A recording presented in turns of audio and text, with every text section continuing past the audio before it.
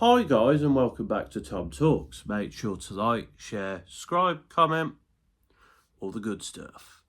And today we're going to be talking about the European Championship quarterfinals and my predictions for the semi-finals, which start tomorrow at time of recording. Really entertaining quarterfinals.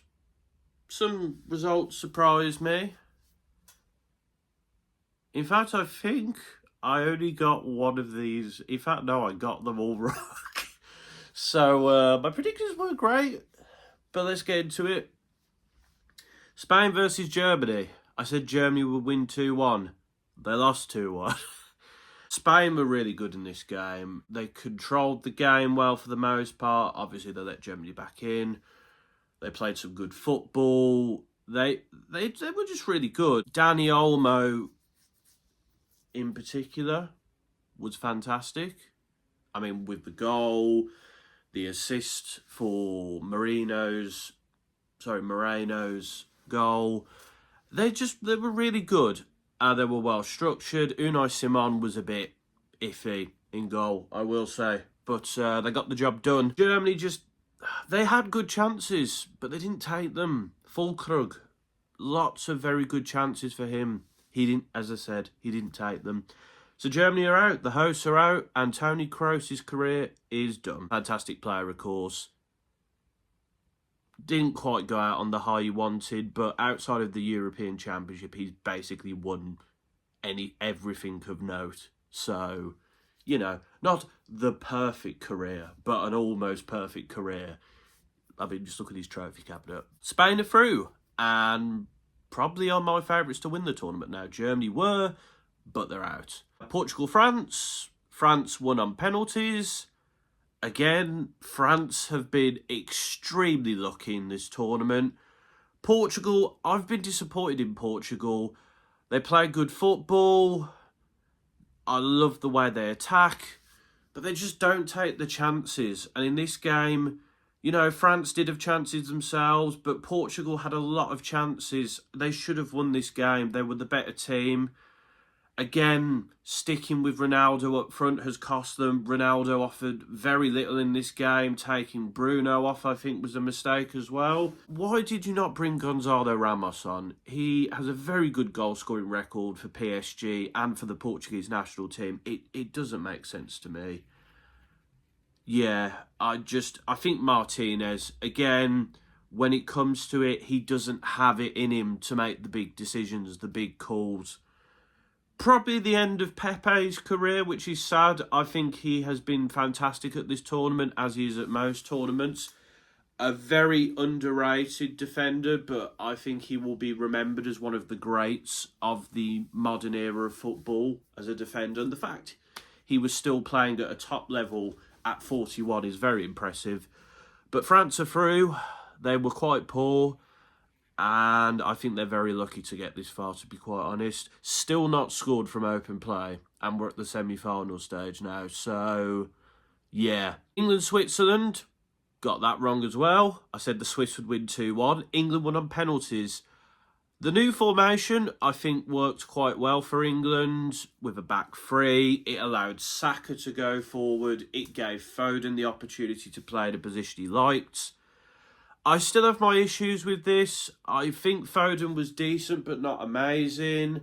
I think Trippier struggled, but the introduction of Luke Shaw, I think Luke Shaw looked a lot better, and I hope he starts the next game. Harry Kane is continuing to not really impact games. I think Gareth needs to be bold here. He has made a few bold decisions, but I think he has to be bold and drop him. He's not been playing well.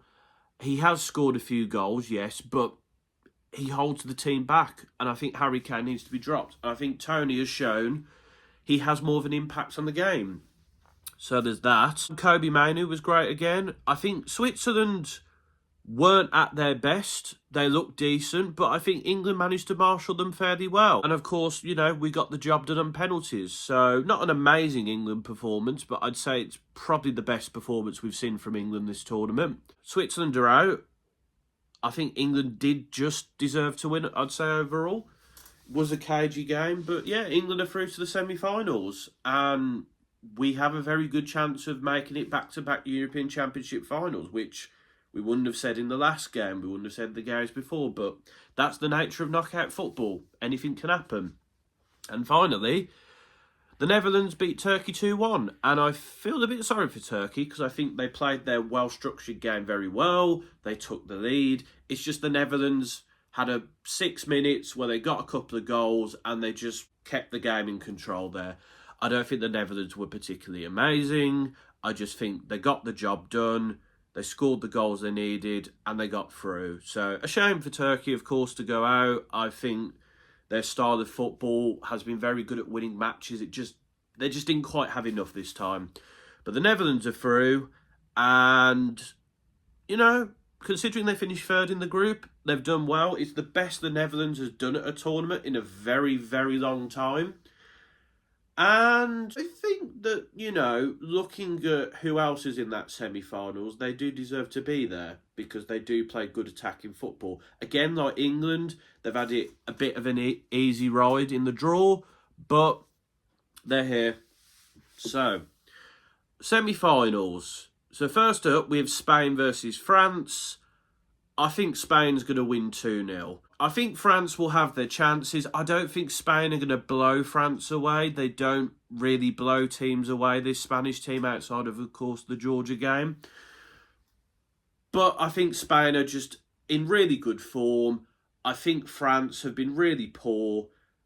And they don't score goals, the French. They have scored, well, as I said, they've not scored in open play. They've scored 2 own goals and a penalty. I think Spain will do the job pretty easily, 2-0. And the other semi-final, of course, England versus the Dutch. And there's something about England, something's happening. And while I think the Netherlands on paper and from what we've seen should win, I think England's going to do it. And I think they're going to win 2-1 in extra time. The Netherlands are very good in attack. Defensively, they have a strong defence, but they are beatable, as we've shown with Austria. Turkey, of course, were leading for a long period of the game. And I just think England will just about do it. It'll be cagey, it'll be nervous, but I think England will win 2-1. I now believe in this England team after that Switzerland game. There's something's happening here. And I think England will get over the line and get to the final. What happens in that game, we'll wait and see. But I don't know. I just have a feeling, I might be wrong. I got all the quarterfinal predictions wrong, score-wise and team-winning-wise. But do you know what? I think England's going to win 2-1. Maybe I should predict them to lose again. But no, I think England will do it. But this will definitely be our hardest game by far. Because I just think the Netherlands in attack are very good. But we managed the Swiss midfield quite well, so who knows. But that's my thoughts on the quarterfinals and who I think is going to make it to the final. Let me know your thoughts in the comments. Do you agree? Are you shocked by any of the quarterfinal predictions? I was a bit shocked by some of them, particularly France winning. I thought Germany would do it. I thought they would, but nope, they're out. But let me know what you think is going to happen. But until next time, folks, this has been Another Time Talk.